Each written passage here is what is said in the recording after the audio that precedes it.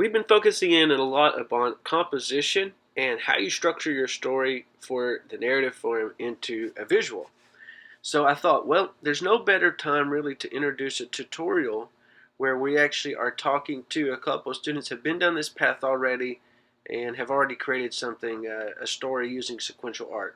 So in this tutorial, this is an interview with myself and Sarah Colvin and Abby Webb, and talking about their creation of a sequential art piece called Deception in one of the past KVEC ARI workshops with books and publishing as our focus. Hope you enjoy. We have over here to my far left, this is Abby Webb, and beside me here is Sarah Colvin. So say hello to everybody out there today. Hi. Hey. Really appreciate you coming into the studio and talking about your work today. Feeling pretty relaxed? Yeah. Feeling pretty good? Okay, great. Now you guys know that you're one of the, out of the 19 counties participating in this, you're one of the only 8 books that are going to be published. So what that means is Sarah and Abby's work are going to be published and collected and professionally published. Their work's going to be available for purchase online. This is the first of, I hope, many books, right? Yeah. They're going to be conducting area book signings. They're going to be participating in events here locally and regionally. One of the goals is to also get some of these authors into the Kentucky Book Fair for 2016 in Frankfort. That's the state, official state book fair for the state of Kentucky. So big things happening, right? Oh yeah, we're really excited about it too. It's awesome. Okay, so I'd like to go ahead and start out. Now the book is called Deception, right? Yeah. Okay, now this book, when I'm reading over the entries that were submitted for the KVEC competition, this is maybe, I hate to say I have a favorite, but this is maybe my favorite. Okay, so first I want to ask you a little bit about the title you chose. So you wanna take that one, Abby?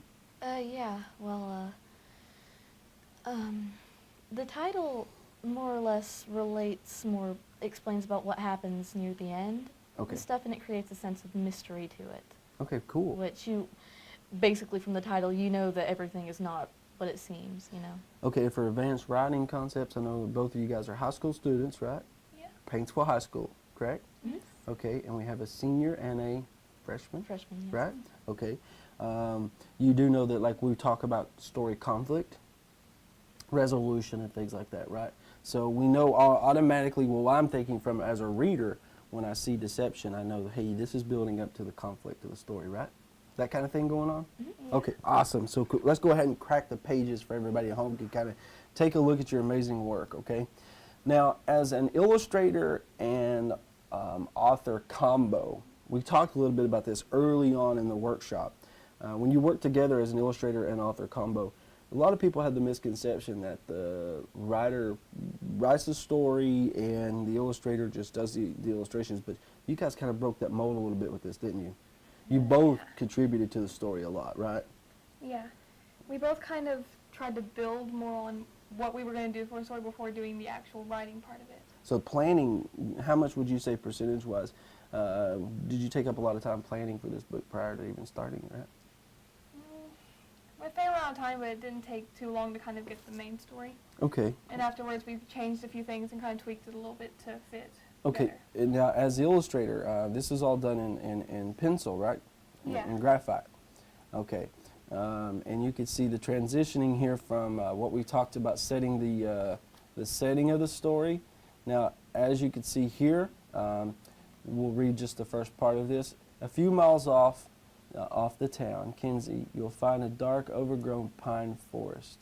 And sitting in the back of the forest, you'll see an old, vacant lumber mill, right? Yeah. The setting is established through the words, and then also we have the setting established through the illustrations.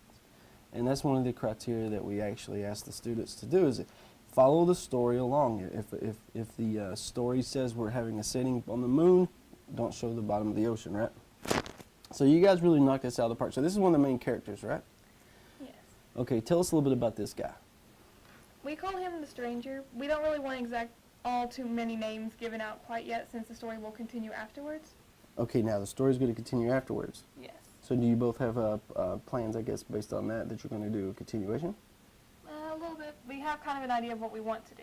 Now Hopefully you- we'll get to that. Now, you both shared with me prior to starting that this is actually part of a larger story. Yeah. Okay. And when I first approached you two about creating something for the art workshop, you said that you wanted to pull something from this ongoing larger story as a submission, right? Yes. Okay. How far have you gotten along with that larger story? This hits really, really huge. What it basically is it's taking place on a separate country. Okay. And we made so many characters to the point where you could break it down into everyone's backstories and who they're connected with, and I guess it just really gets really twisted. And Well, that's good. That's what most good stories do, right? Now, do you write a whole lot on your spare time, Abby? Yeah, I really do. You do? And what's your all's preferred, I guess, if you were to choose, do you like anime a lot or manga? Yeah. yeah. You do? That's your Um, preferred style? Okay. How did you guys meet? How did you guys decide to even start working together as a team? I think it was years ago when I started to move into the street that she already lived in. We just kind of met as little kids. Really? So you've been Yeah. friends your whole life? Yeah. That's awesome. That's great. When did you start writing stories together? This actually started out, we were playing around as kids. We do a lot of role-playing games, like a lot of kids will do Oh, role plays cool. and Okay. everything. So, And that's what this started out as. okay. But eventually we grew over time, and we slowly started making the story more complex, and eventually actually grew an attachment to it. Okay. Do you guys ever have I hate to disagreements on where the story should go, or do you guys work pretty good together? We hardly ever fight. No like fighting. really, you know. No punch down drag outs or anything, right? Oh no, she's Okay. hit me plenty of times. But, Yeah, that's not over the story, that's just the torture. Okay. Well, that's a good thing that you work together well on, professional and friendship level. Then no knockdown drag outs. Too bad anyway. So the character though is taken through this situation where the readers almost doesn't know as much about the story as the characters are finding out themselves, right? So as the characters are learning what's happening in your story, the same thing's going on for the reader themselves too, right? Yeah. Okay, so this is this character here is also who? We just call him the stranger. So this is the stranger still, Yes. right? Okay. Yep. Now we have a creature involved here, right? Yeah. Okay, tell us a little bit about the creature that's you've introduced to your story. We kind of didn't know exactly what we were going with the monster. We Mhm. just decided to make it some kind of demonic-looking thing that was summoned a long time ago. Okay, so it's sort of this is going to end up being later on the antagonist, as we call it in the stories. Yeah. Okay, and so as the story continues, though, we learn more about the stranger. We learn about their motivations, maybe some of his weaknesses and things, right? Yes.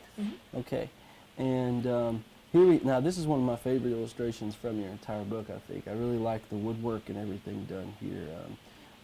Tell me something. How many books do you see in this series? a lot. Yeah, quite lot? a bit, yeah. Really? And what do you plans to do after the book is published, after the book is out there and made available to people to purchase? Do you see a career in this anywhere? Yeah, I think we're both going to get kind of graduate, go to college, get a main job. And if at all possible, still continue this story. If Okay. we make a living off of it, I guess we'll do that, but And Abby, what about you? Do you think you're going to go on to maybe do some writing? Do you study maybe language arts after high school? Oh, definitely. I couldn't go without doing that. Really? Do you Yeah. keep journals? Yeah, I do. I have an endless amount, Do pretty you much. journal a lot? Really? Did any of this stuff come out of your journaling? I do draft a lot and You stuff do like draft that, a and lot? just kind of poke around at different things I Yeah. could experiment with for the story. Great. And I all the time tell her about it, and we work together with it. Okay, awesome. This is really cool. And let's just go ahead and reiterate to everybody who maybe just turned in. We're talking today with Sarah Colvin. Is that correct to Yeah. pronounce that? And also Abby Webb, who are the authors, the writer-illustrator combo team for Deception. Deception is one of the books that has been selected for the first art gallery workshop sponsored through KVECT and ARI. They're going to be published authors, so they're author-illustrator combo team. So really, congratulations to both of you for this. I mean, this is a really, you should be proud of yourself. The region should be proud of you. And I think you're going to go on to do some amazing things.